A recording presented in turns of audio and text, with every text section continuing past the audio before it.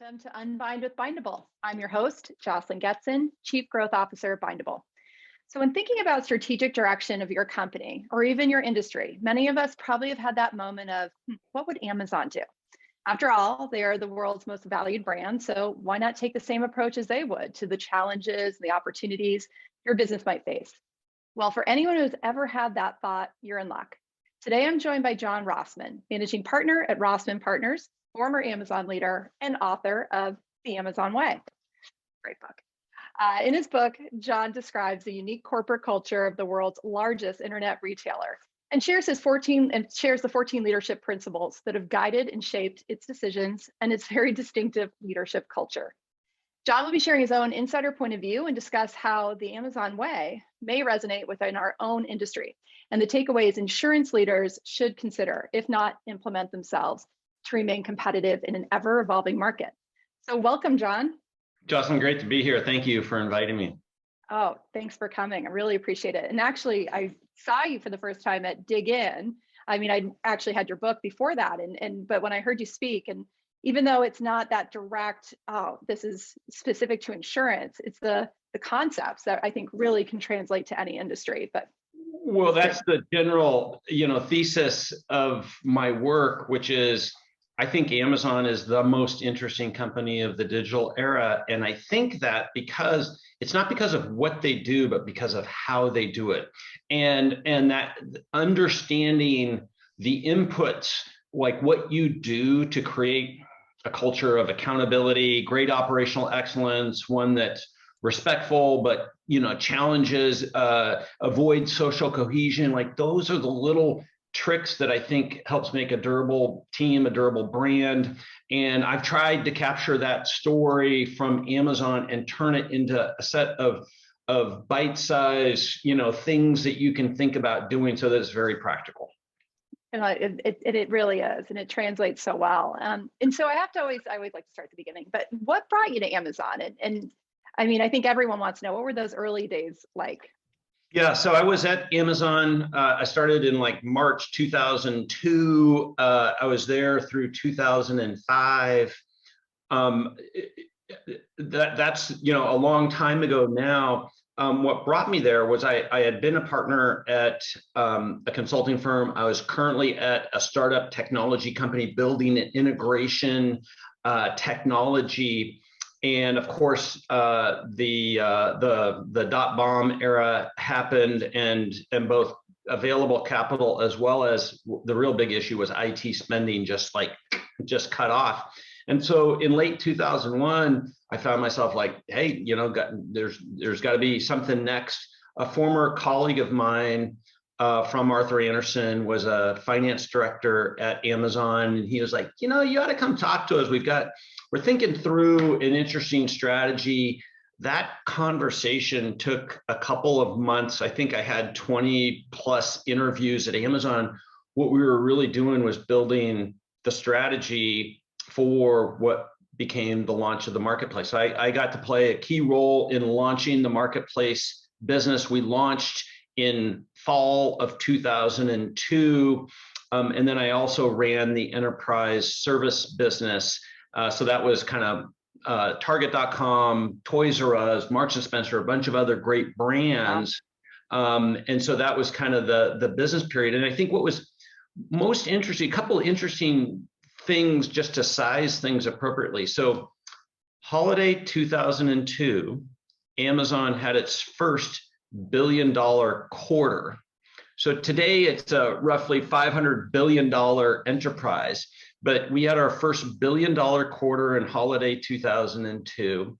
And we were really figuring out like what I think has really been the lasting strategy from Amazon, which was like, oh, we're not just a retailer, we are a platform company. We build stuff that we can use, but that other people can use too. And that general pattern has been the pattern that has led Amazon into so many other interesting businesses. The marketplace business that I get to help launch today is it's estimated the revenue through those pipes, over 2 million sellers, $350 billion of revenue through that would make it the 35th largest gross domestic product measured by countries. I think it's like just after Norway or something like that. So anyway, that the company has changed 10,000 times since I was there, but how they go about their work has remained very consistent. I'm always testing my understanding, concepts, seeing what's changed and everything. And it's like, man, we really worked it through in those early days of like, you know, what are our principles? How do we make these decisions? How do we think things through? How do we hold each other accountable? That's kind of where the principles came from. Yeah, and I think it's key. It's like that foundational piece you can build if you get that right, and you start to share that common perspective of what you're building, which is a platform. I mean, and that's the key. It's you can look at an iPhone, for example. It's not a phone; it's a platform. And Amazon taking that same approach of how they can build upon it. One of the things you said, and it's what brought you to Amazon, was around that you were working in with integrations and you were on the tech side of things. And it's funny, I think we all know the API economy is here to stay. And APIs are really such a key part of building any platform or, really any sort of ecosystem. And I imagine during the early days of Amazon, especially for those outside of the company, like vendors, partners, they probably never heard those three letters before. I mean, in insurance, it's very similar. Though a lot of carriers now know those three letters. It's still, I don't want to say a reluctance, but it's an evolution to putting products on an API, to having that integration point. And in our space, there's a huge growing demand for embedded insurance. So I guess, like, how did Amazon, or how did you, especially working with the merchants, how did you approach educating partners on APIs and get everyone thinking in your same way? I mean, that's one thing to think internally, but externally grow adoption. Well, I'll start from a principled basis, which was, Amazon at that point, like, we understood we were a customer obsessed company. We really led a new twist to that, which is, hey, we needed to be seller obsessed. For this to work, we needed to understand our customer, who were sellers. Well, sellers didn't come in one size or in one capability. And as you said, like, APIs was a pretty advanced topic at that point. So what we did, but we had kind of this forcing function, which was a pretty complex choreography between Amazon and a seller, because we wanted to make the end customer experience, the buying customer experience, we wanted to make that exactly the same, as trusted as buying from Amazon, the retailer. So it was a very different selling model, much more complex than the other marketplace at the time, which was eBay. And so it was a very complex choreography, a set of APIs and data exchanges and rules and obligations relative to that. And so one thing we did that was really, really smart, that helped the platform, was we built multiple ways for them to integrate, right? There was an API. There was also a flat file exchange that could be done via an API. There was also just a flat file upload that they could do. We also made single pages where people could input product details for a product. So we didn't force one specific mechanism for how integration happened. We also built a bunch of supports to help people understand, like, what this choreography meant, gave them examples. We built a test bed. We built a bunch of tools. We also built an ecosystem of solution providers that could help people do this and everything. So it was one of the things I think we did really well, which was we didn't just create one mechanism and said, hey, figure it out, and everything. We did a ton of things in the supports approach to help different sellers of different capabilities integrate the way that they were able to integrate. Now, we didn't have the leverage to force them into one way, and today might be a different story. But at that point, like, we had to make it easy for them. That's so key, right? It's that building that bridge to the future, and it is interesting. It's something that, in my role, we work with our partners all the time, where we have this mix. We have incumbents, large carriers who do a fantastic job, have been doing this for, in some cases, hundreds of years, but they're new to digital. And then you have these digital first brands, including Amazon, who can dive into an insurance now. They have access to it, but they need that connection. And so you have this, the one with the history and the insurance knowledge, and then you have the one with the access point and the digital marketing knowledge. And so bridging that gap, you're right. It's not about forcing, it's about finding that pattern. And so finding that middle ground, it sounds like is that optionality to make sure. But it is interesting, like how vendors must have engaged at that point with you, which is, how did you even get them on the platform? Because it wasn't Amazon then. It was Amazon, huh? Like, I can just sell this in my brick and mortar store. I don't even like, changing their point of view. So we refer to them as sellers. It was the merchants at platform is what we call them, because Amazon wasn't, and still today wasn't technically the seller of record on the marketplace business. There's what's called a 1P business, where it is a vendor relationship, and Amazon is the seller of record. In the marketplace, the third party is the seller of record, and we call them merchants or sellers and everything. We launched in, I think it was like November 3rd, 2002, and we had like 33 sellers. We launched the apparel category at Amazon, and it took a tremendous amount of work to get buy-in from some of the bigger brands that we got to launch with it. We had Nordstrom, we had Gap, we had a bunch of department stores that are no longer around and everything, and a few brands.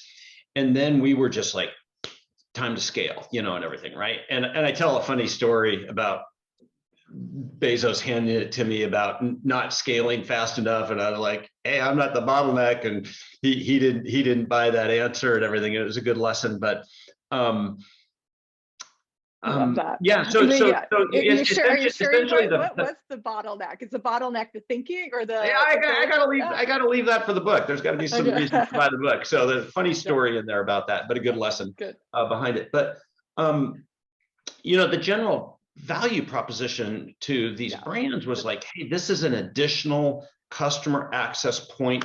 It's not just revenue, but you can see it as a customer acquisition strategy and everything too. And at that get point, data and insights that they probably just don't have. They have a disconnect. And it's like, when it's data driven, I would think that's, you're right. It's not just about the revenue. Because I think so many people, when they're finding their partners, their sellers in this market, you're like, that's the focus. And I love that you said that it's about the customer, and the lifetime value acquisition. Yeah. So. And typically a new customer, right? The thing people forget is we launched in holiday 2002, Prime launched in 2005, and shortly thereafter, we launched kind of what I consider kind of the third pillar of what really made this marketplace hum, which was FBA, Fulfillment by Amazon, right? And it took 5 or 6 years for the marketplace to fill in, to get sellers, to get all these categories, and for customers to understand, like, oh, I can go to Amazon for more than books, music, video. I can go to them for all of these other categories. And so the patience that it took for Amazon and for the sellers to stay at it and just let the market mature, that's the thing that people forget about the marketplace story. And the other part of that story they forget is what everybody remembers is the past, call it 12 years of Amazon stock just doing nothing but up and to the right and everything. We have had an 8-year period where the stock was essentially flat, right? And Amazon operated with the exact same mindset, optimism, perspectives during that time as they have through the growth phase. Amazon obviously has a lot more resources now than we had. We had to be extremely frugal at that point. But sometimes these bets just take time to mature. And I see too often companies do something, they do it well, and they just get impatient. And sometimes the cure is, well, it's not good enough yet, so you need to really refine it. Sometimes it's just like, you got to stay at it for a while and be patient with it. Oh my gosh, that is such good advice. It's so many people in a lot of conversations I have, we just talk about like what's next and the innovation. And sometimes it's just more of the same. You're right. Like, and maybe calibrating, but not going in a totally different direction. Giving customers the opportunity to learn more is key. And I'm going to pivot for a second because I'd love to know, like, what have you been up to now, post Amazon, but also, understanding like the inspiration for the Amazon way. And you have a fantastic newsletter I recommend everyone subscribe to, The Digital Leader. And I'd love just to tell me about that, like what you're up to now. So I left Amazon in late 2005. I was a partner at a consulting firm for 12 years.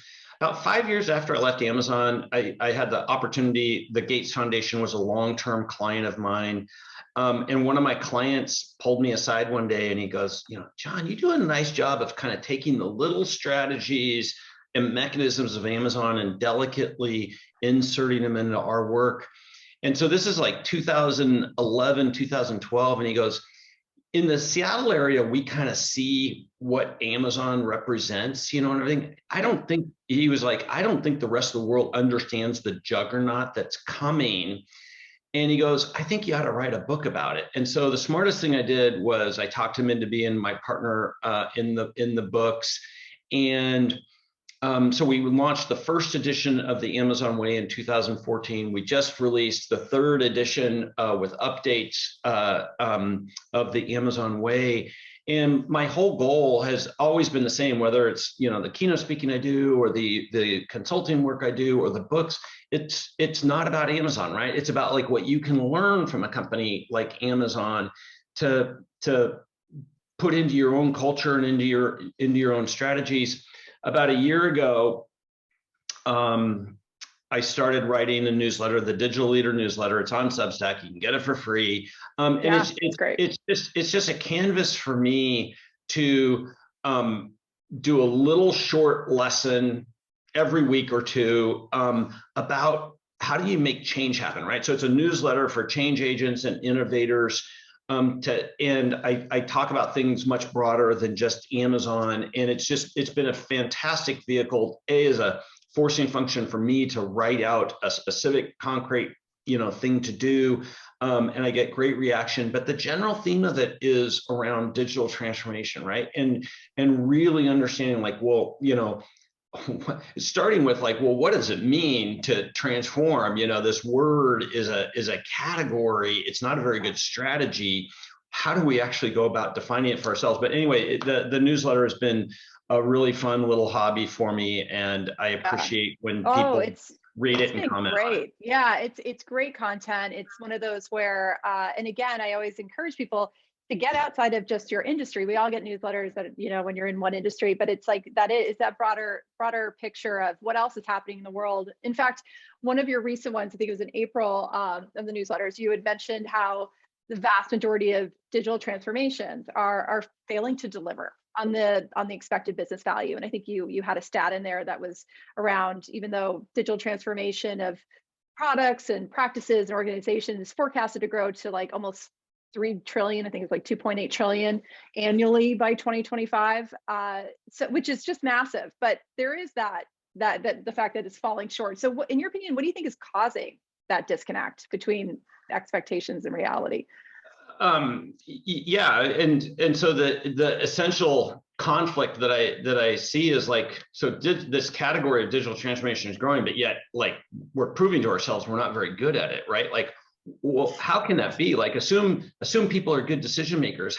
Why are we still investing in this? Well, it's because business leaders understand like it is the path, no matter what our odds of success are. So to me, the more important element is, well, what do we do to improve our odds of success? And I kind of outlined 5 factors to help companies be better at digital transformation. And I would say the first factor, I won't go through all 5, but the first one is just about leadership, right? And understanding that at the end of the day, digital transformation is about creating change. It's about testing new things.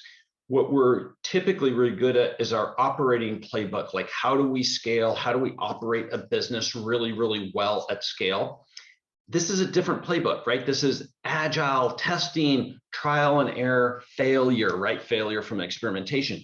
So just leaders understanding like, okay, we're going to add a new chapter to your playbook. And sometimes things are going to be different. And if you apply all of your old mindsets to this new playbook, like you'll kill it. That's the first challenge. And then I kind of outline what the rest of them are. No, it's key. And again, yeah, it's a great book. I mean, it's one that I reference, rather frequently, especially we're going into planning, because it's the reminders of how you need to be looking at your business. And one of the things I'd be very if I can just interrupt you, like the general essence of this is like, I think thinking about how you think is the most important thinking you can do, right? And so I try to give people, regardless of industry, not answers to what they can do, but tools to help them think about what they should do, right? And I think it's a category that helps slow you down and be more considerate about like, okay, what's the new playbook? What's the new approach we need to take in order to make change happen? Thinking about how you think. That's I love that. And what I would be remiss if I got through this whole episode without asking a pretty obvious one. We're seeing Amazon dip their toes into the water. Well, certainly not dip their toes. They're in the deep end with extended warranty service contracts, when they buy a product. And we're seeing some commercial products now, it looks like mostly to support their seller and vendor insurance requirements. But I have to ask, so what role do you see insurance playing in Amazon's future? Bigger and bigger, and to some degree, I'm a little surprised it hasn't been faster and more aggressive, right? Like, I agree. Has Amazon ever like said, well, this is how we serve a customer, and we're always going to serve the customer in just this one little box? No, like the story of Amazon is looking upstream and downstream in a customer experience and understanding like, well, where's their customer need? Where's their friction? Where's their excess costs? Where could our unique approach of how we innovate help serve customers broader? And much like payments and financing is a big one, I think insurance is a big piece of the customer experience, the seller experience. And Amazon is like obviously going to figure out how it plays a role there and leverage the relationships, leverage the platform that they have in order to do it. And yeah, I think they're a big company that's trying to keep a very aggressive growth rate, right? That means they're going to have to be expanding in the new businesses. And honestly, and that's where we're seeing a lot of brands in general, whether they're the neobanks or just access points, that they're expanding into insurance for exactly that reason. It's like you've got to where to grow next is the question. So, well, I think I know I'm excited for it. Some might be a little scared of it, but I think ultimately it's a high tide rises all ships. They'll do it well, which is what we all want to see. And I think that just goes to the general theme of Amazon. And what I'd encourage companies is like get ahead of the change. It's so much cheaper to test and fail early than it is to fail late. Because when you are failing late, that means you're having to play catch up, and either you don't have the resources or you have to do really expensive, high risk things like acquisitions and stuff like that. Fail early, test new ideas early when you have the time to play from strength and to let things mature. That's great. So most importantly, what is the best way for the audience to get in touch with you or to subscribe to The Digital Leader? And I want to make sure where they can find your book, which is on Amazon, but So the book's at Amazon. It's in paperback, Kindle, or Audible, and it's a good listen. I've had a lot of people listen to it. I listen to my books. The newsletter is Substack. It's a Substack newsletter, so you can go to Substack, search John Rossman or the Digital Leader newsletter there. And LinkedIn, honestly, is the easiest way to get in touch with me. So John Rossman at LinkedIn. Definitely. That's great. Well, John, thank you so much for joining me today on UNBIND. It's great having you. Awesome. And, thank you for the invitation. Of course. And thanks to the audience for your support, your questions, your feedback. And we absolutely, as John said, please reach out to either of us on LinkedIn and certainly buy the book, subscribe to the newsletter. It won't go wrong, and tune in to our next episode. Thank you so much, John. Thank you.